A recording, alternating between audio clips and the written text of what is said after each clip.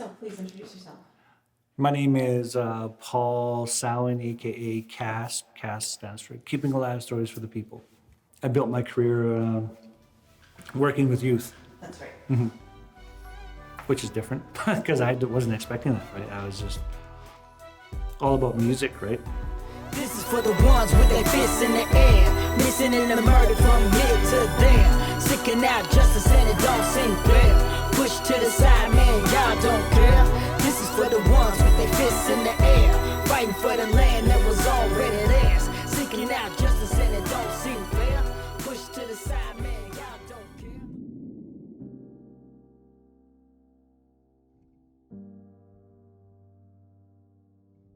When I share my story, like I said, I talk about my dad being like a heroin addict, right? And an ex-drug dealer who sold drugs to get drugs. And yeah, it's quite the story. I mean, my dad beat up my mom, locked her in the house with just a house coat, didn't let her leave anywhere, used to beat her up. It was bad, right? And then my mom wanted a son, so my dad's like, okay, and out I came, pretty much, right? His parents were, very much caught up in their addictions and, living a street life, very harsh, very violent. He witnessed that as a child on a continuous basis, and it's going to have an impact on you. There's no doubt about it. When I was born, I almost died, right? They had hooked me up to a machine and stuff, and they had to, inject me with morphine, and my dad pretty much told my mom, if he dies, you're dead.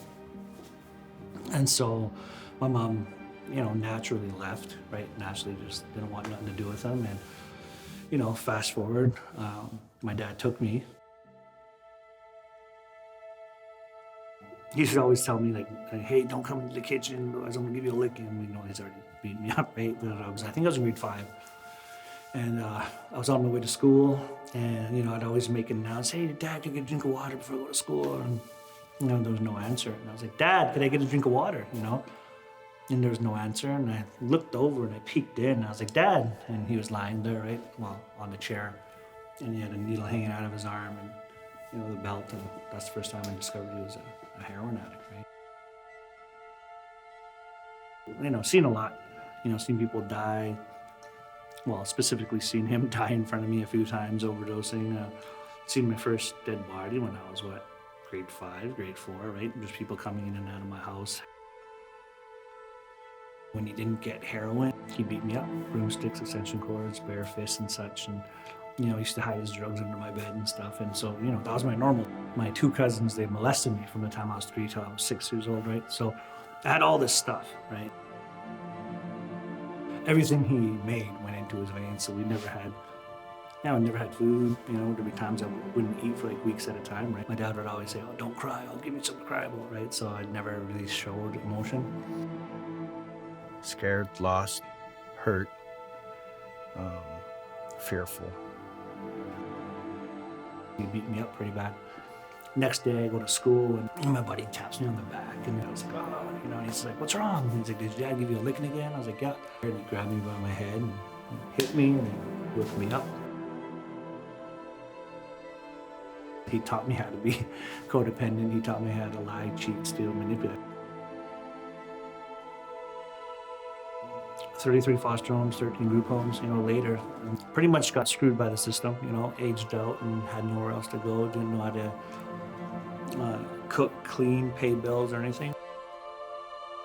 Originally I wanted to be a basketball player, originally I wanted to do that stuff, be the first native in the NBA and what have you, but instead, the creator had something else planned for me, which was hip-hop music and motivational speaking. I had my own little place. I was kind of a little on the downside, so I needed to get out of the house.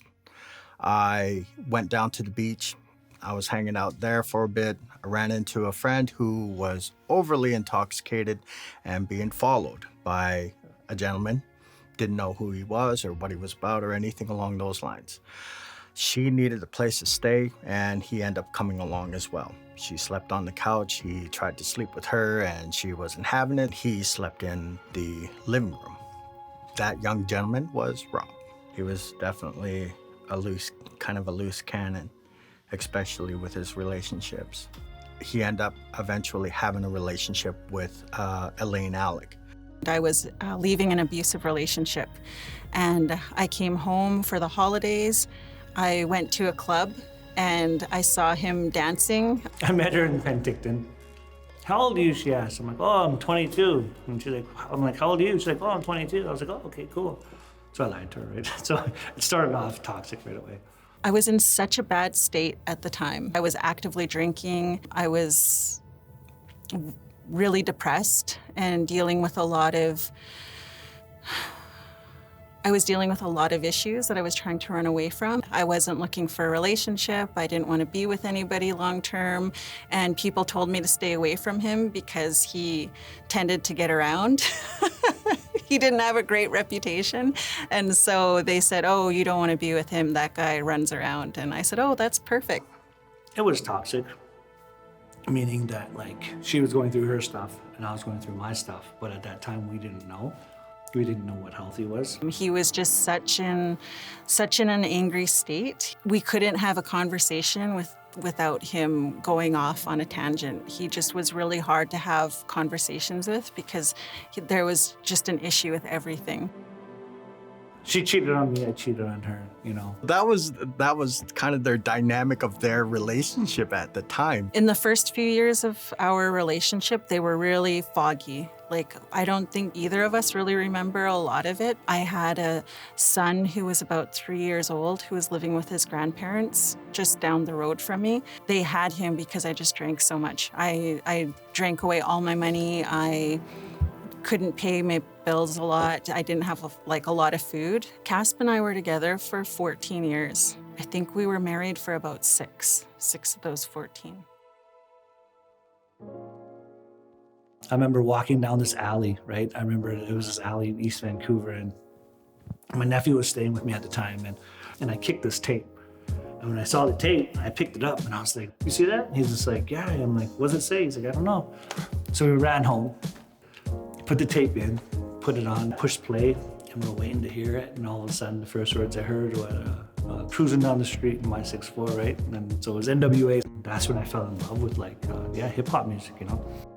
So I met K.A.S.P. We were about 18, 19 years old in Penticton. And I used to always freestyle in Penticton on the beach. Like I used to walk up and down that beach, the one that's on the lakeside there. I would go with him to his shows. He would have these battles, rap battles, and so many people would come just to see him. One day we just happened to be going down the beach, hanging out was like the thing to do. Some mutual friends we knew were like, hey, you gotta check this guy out, he raps. Because at the time I was DJing, making beats, producing. And so I seen him at the back of his truck, and I was like, hey, you're that native DJ, hey? And he's like, yeah, you're that native rapper guy, hey? And I was like, yep. And then, yeah, we just connected, and you know, we did a couple house parties, right? Did a couple hall shows. As soon as he did his, it started his rap career.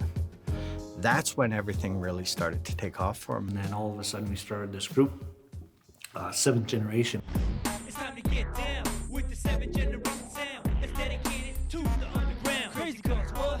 Crazy cuts, what? Crazy cuts, crazy cuts, what? Started creating songs and music, and one thing led to another, and we're doing albums. He'd say, hey, I'm gonna be performing at this place, or hey, I'm battling, here. And everybody came to see him. And when he would be done, I'd say, well, how much money did you make? And he'd say, oh, I didn't get any money. And they were charging door fees for people to come watch, and he didn't get any of that. I remember telling him, you should be getting a percentage of that. It's time to get down with the 7th generation sound that's When dedicated. Elaine was like, yeah, you can get paid for this. I was like, what? Somebody pay me for music? If it wasn't for Elaine and her stepping in as the manager and being able to book times and book places and recording times and all that sort of stuff, she actually really helped with a lot of that. Begs to start from square one, not dropping the mic until I'm done taking care of business. Can't believe this, I missed the last second shot. 21 nominations that we have, with 18 of those we won. Yeah, the rest is history. I mean, we've won awards, native and non-native, and nominated for 11, 12 awards. I know that he's been traveling coast to coast to coast. to us, he's Rob. You know, he's not K.A.S.P, he's Rob. You know, he's always been Rob. And like, oh, everyone's like, oh yeah, that's Rob. You know, he's famous. We both decided to be sober, and I started working and feeling really good about myself. And that was at the kind of the height of his career, was when we decided to get married. They were really open to the idea. I had the honor of marrying him. We had said we were going to stay faithful. We were going to really try to make it work. We wanted to smarten up. A hero in my own mind, my own mind. A hero in my own mind, my own mind. A hero in my own mind, my own mind. A hero in my own mind, my own mind. Baby, I'm on the road. Baby, I'm on the road. Baby, I'm on the road. I was really trying to stay sober, and they were just parties. Like, it was just one big party. And then, you know, there were groupies kind of hanging out. And we had this thought that we can't let people know he's in a relationship because those groupies buy his CDs. And so he acted single and I stayed away. I knew he had a problem with flirting, and so he was always flirting, and I let it go because that was part of the business. He wasn't always the most stable, you know, individual. Volcanic, very volcanic. It's in here, and when it comes out, it comes out. For a long time there, we were hiding a lot of the addictions, a lot of the problems that were going on. We were out drinking, partying, you know, doing a lot of those things and hiding it from the people that were hiring us, from the public image. We hid everything else, right? You know how in this Facebook age, how it's all a popularity thing, or this social media? Well, back in the day, you know, we couldn't just put up our song. You know, we had to work. It was this ego-driven, right? He ended up cheating on me while he was at a big award show, and then left me after being married for about, a year. Things changed when the group got so dysfunctional that we couldn't function as a group anymore, and we all sort of had to go our own ways. He fell off the wagon. I didn't drink to hang out.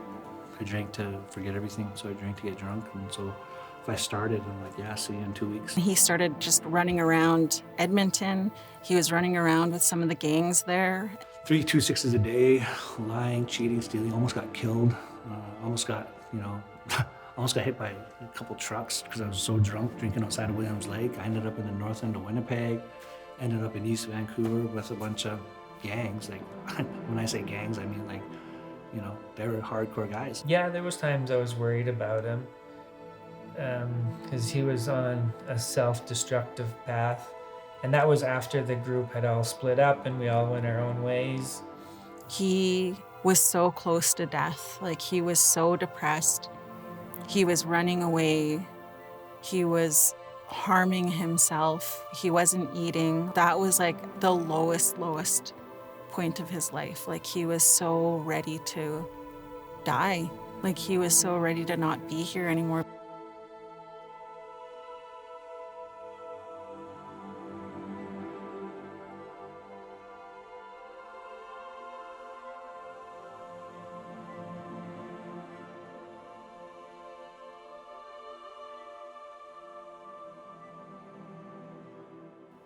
We all need to heal, and we all deserve to heal. I woke up 6 months later and I answered my phone and she's like, hey. I'm like, who is this? She's like, it's your wife. I was like, oh. And I'm half drunk and stuff. And I'm like, what do you want? And she's like, oh, your son misses you and he loves you. And that hit me. I see her in the lobby and she has her arms crossed and she's smiling. And I'm sitting there and my clothes are all ripped up, you know, jeans are full of like just dirty, right? I just look rough. I didn't even recognize him. He had new piercings. He was really pale. He had gained a lot of weight and he looked really puffy and sick. And I thought she was gonna have like her friends or whoever their uncles and cousins at that time, you know. I thought she was gonna get me beat up. But instead she gave me this huge hug and she's like, I love you and everything's gonna be okay. I remember walking up to him and I gave him a rock and I said, you are a man worthy of love and forgiveness. And he just looked at me and he was like, did you go to Choices? And I said, yeah. Choices is a program that actually came out of Texas with a lady named Thelma Box and Dr. Phil. It's an incredible program because it's really intense, but it helps you leave your past behind. I phoned some of the people at Choices and I said, I'm gonna get my ex-husband to come. And they said, okay, just give us his number. And so I gave them his number and they called him and they said, hey, are you ready to change your life? And that was the beginning of it.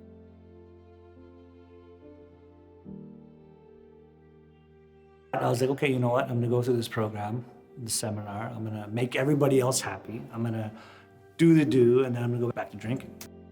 There's all these people in suits. So I put on this act and just being cocky and smarty. And then this elder walks up to me. She's like, is your life a joke? I'm like, excuse me? And I was like, what? And I thought she was just joking around. And she's like, no. She's like, you're taking your life as a joke. Is your life a joke? And I was like, no. And long story short, yeah, that was 5 days that like changed my life. When him and his wife actually broke up, I called them both. I said, what's going on? And they both, explained their sides of it. We ended up agreeing to reconcile. We were told, if you want out of this marriage, you have to earn your way out. You're not allowed to run away. You're not allowed to hurt each other like that. If you want to really move on with your lives, you need to earn your way out of this. And so that's what we did. We went to AA meetings like 3 times a week. We went to counseling, and then I got pregnant. They say in Choices, when you go through a big life change, when you've dealt with that trauma and you're kind of on that high from like doing that really hardcore work, they say don't make any important life decisions for the first 90 days. By then I was already pregnant. We were both on the high and we were like, we're so in love and this is gonna work out great. And then after the high, it was like, oh, this probably wasn't a very good idea, but we were going to stay together anyway. By the time I was 6 months pregnant, we knew that it wasn't going to work. He said, I'm happy having a family. And I said, I was too. I could live like this forever too. But don't you ever want to be held and loved and somebody like passionately loving you and like having a real relationship? Like, don't you want to be loved like that? And so we decided that we were going to keep living with each other in separate spaces and slowly uncouple. And it was hard because people had their judgments about us and our relationship, and it was just that attitude that people had that 2 people couldn't make a decision like that for their kids. We'll do this co-parenting thing. And the co-parenting thing is what ends up working in between the two the most. And his greatest milestone is definitely his child. He's such an inspiration for us to watch him grow and inspire others. I believe my new challenges is just getting people to find the value in life and in all things. So that's my new good challenge. He is where he should be. Just keep doing what he's doing because we need him to help our young people be the best they're meant to be. He's so gifted when it comes to youth. He stands in front of 40, 50 kids or 50 youth. When I do my workshops, it's groups. That's when you help people find their gifts, right? There's nowhere to go. You have to face yourself. You have to work, right? There's no excuses. I call it expressing yourself through music and culture. And what it pretty much is taking the 4 elements of like hip-hop music, and how they relate with our culture, right, with Indigenous culture. Teach life skills, be real with them, 100% real with them, let them know that what they've been through, I most likely either been through it or seen it. And so, you know, don't BS me and I won't BS you, and I want to be, you know, work with you the best way that I can. He just knows when somebody needs that support. He's always going to be that person that's going to go that extra mile to make sure that a kid knows that they're loved and cared for. The most inspiring thing that I've witnessed is the growth of him from when I first met him, being a wild, crazy young adult, to having a family and kids and growing up and seeing all the struggles in between. I'm just so proud of him. Like, I'm just so proud of him because I saw how he was and where he started from. He's the greatest. And you can never doubt that. I do my best to acknowledge where I live, to acknowledge my teachings, to acknowledge the land where I'm at, you know, and just to give back any way I can. And that's where K.A.S.P comes from, right? Keeping lives right for the people.